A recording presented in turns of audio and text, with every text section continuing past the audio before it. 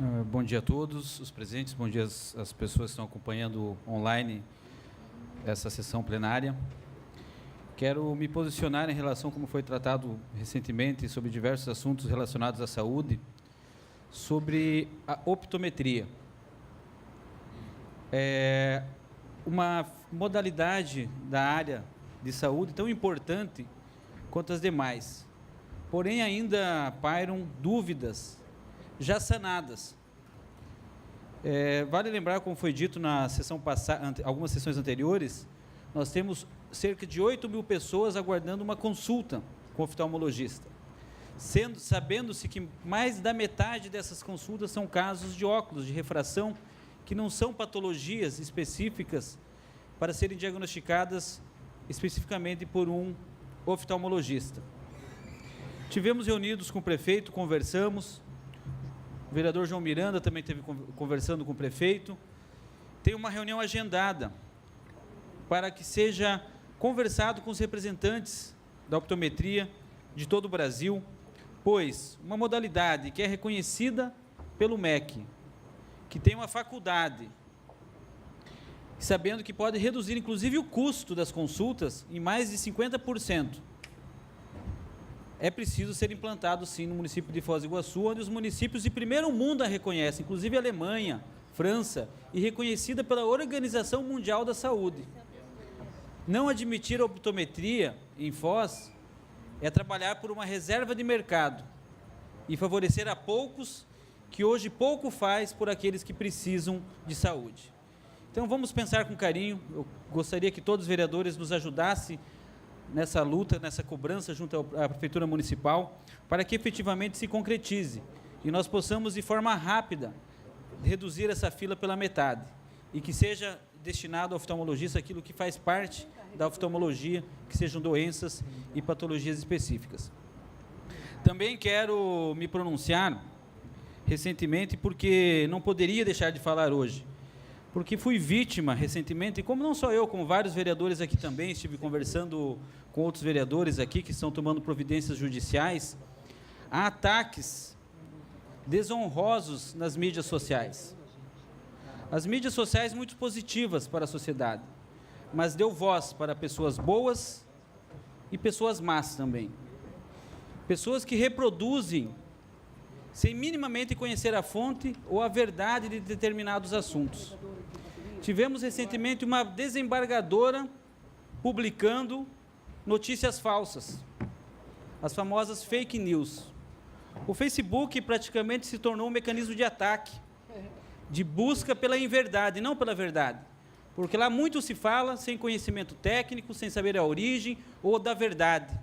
As pessoas falam o que pensam e esquecem que essas mídias também estão pautadas pela legalidade, pelo Código Penal, e tudo o que lá escrever terão consequências jurídicas, judiciais, penais, inclusive de indenização aos danos causados por elas propagadas.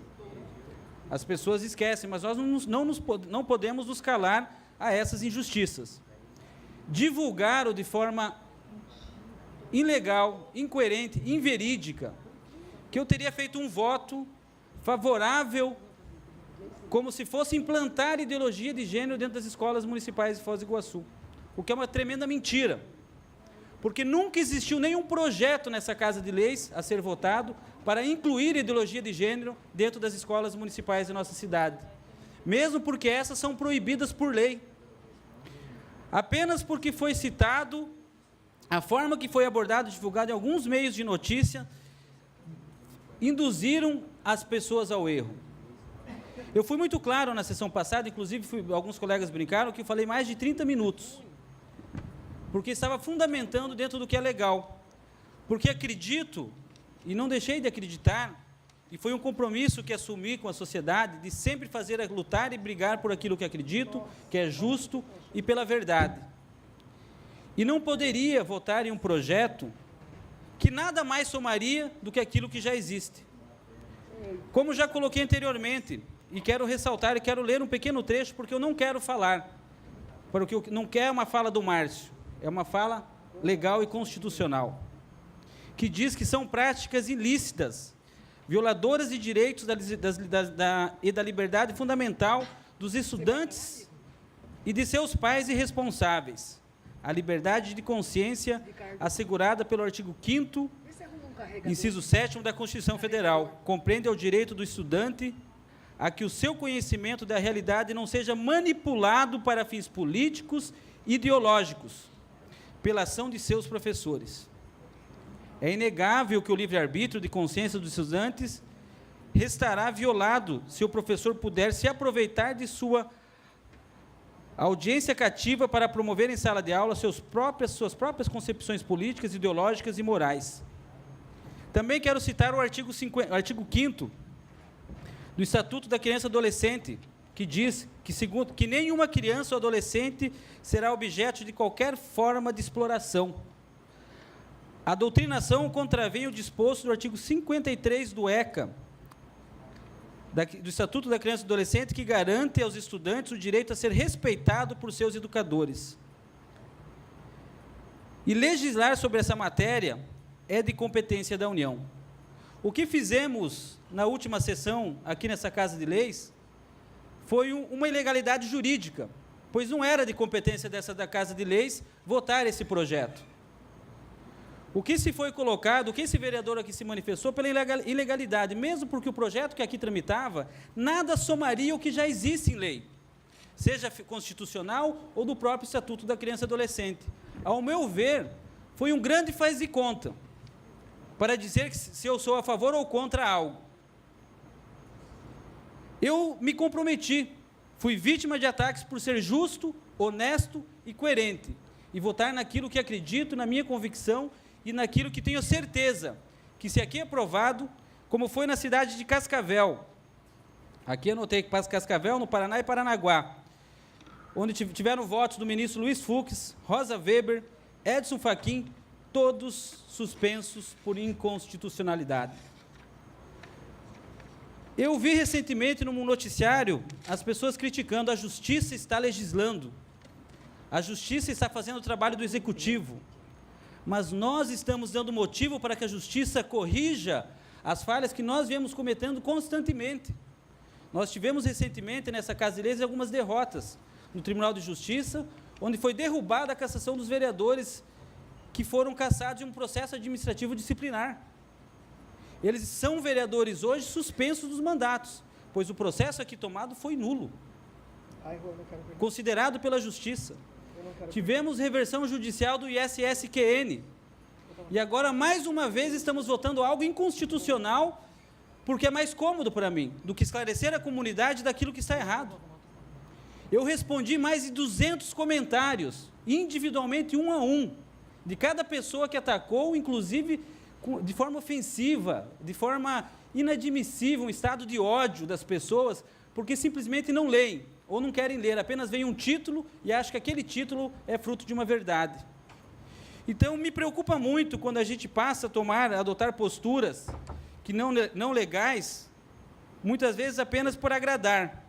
E eu, em momento algum, poderia deixar de me manifestar sobre essa matéria, pois desde 2009 fui conselheiro tutelar, sou presidente da Associação dos Conselheiros Tutelares do Paraná, licenciado.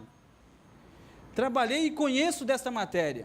Como poderia eu vir aqui proferir um voto diferente de tudo aquilo que a vida inteira defendi? Isso seria injusto. Não gosto de citar Deus e nem a igreja dentro daqui, porque aqui é uma casa de leis, nós tratamos de leis e não de questões ideológicas. Porém, vale a pena lembrar de uma passagem bíblica onde Jesus foi negado 3 vezes, porque era cômodo negar. Naquele momento estava com medo, estava acuado, porque qualquer pressão que vemos aqui, mesmo que legal, nós nos manifestamos ao contrário por medo e acabamos fazendo aquilo que não é justo. Como não vamos cometer os erros lá de trás, que esse projeto teve cunho de promoção pessoal, não era interesse social, mesmo porque nunca existiu e não teve e não tem processo de ideologia de gênero nas escolas de Foz do Iguaçu. Eu tenho que ir em defesa dos nossos professores, porque esses não o fazem. Dizer que um professor, sou filho de uma professora, tenho avó professora, 5 tias professora, e dizer que um professor vai em sala de aula, ou dizer que uma criança vai escolher o que quer ser quando crescer, isso é um absurdo. Isso é inadmissível. Nós estudamos em escolas públicas, particulares, isso não acontece e é crime se acontecer, e deve ser denunciado. Agora a gente criar projetos para se promover politicamente, para tirar vantagem, para criar redutos eleitorais, isso me chateou muito, porque eu sei o quanto eu sofri e passei essa noite acordado, respondendo pessoas vandalistas, fazendo atos criminosos, porque isso é crime também, simplesmente porque eu fiz o que era certo. Não fiz nada injusto, nada ilegal, e não falei que era a favor também, votei por inconstitucionalidade. Já declararam algumas pessoas favorável e começaram palavras pejorativas que nem faço questão aqui de pronunciar, porque também estaria em crime. Mas quero deixar e refortalecer o meu compromisso, lembrando que o dever da educação moral, cívica, é da família, dentro dos conceitos sociais. O papel da educação também é da família, da igreja, porém o papel da escola é de escolarização. Esse sim nós temos que cobrar que seja feito, e cobrar que seja respeitado o Estado laico, porque a igreja e a nossa própria lei hoje, a igreja cobra muito isso de nós e nós também cobramos da sociedade, mas nós temos que lembrar que a nossa lei hoje, ela proíbe dentro das escolas qualquer tipo de doutrinação, não só ideológica, como também política. E isso já está previsto em lei, como eu citei para vocês aqui na Constituição Federal e no Estatuto da Criança e do Adolescente. Já tem lei que prevê isso, já punição inclusive no Código Penal. Aí a gente vem querer criar outras leis para dizer o que já está dito. O Brasil é o segundo país no mundo que mais cria leis para fazer aquilo que já está feito. Lei para dizer que tem que cumprir lei. Isso é um absurdo. Então eu só queria me manifestar aqui, porque fui vítima e tenho certeza que essas palavras que estou proferindo aqui hoje não vão alcançar e nem minimizar o dano que sofri, pois não temos a dimensão do tamanho que alcança as mentiras.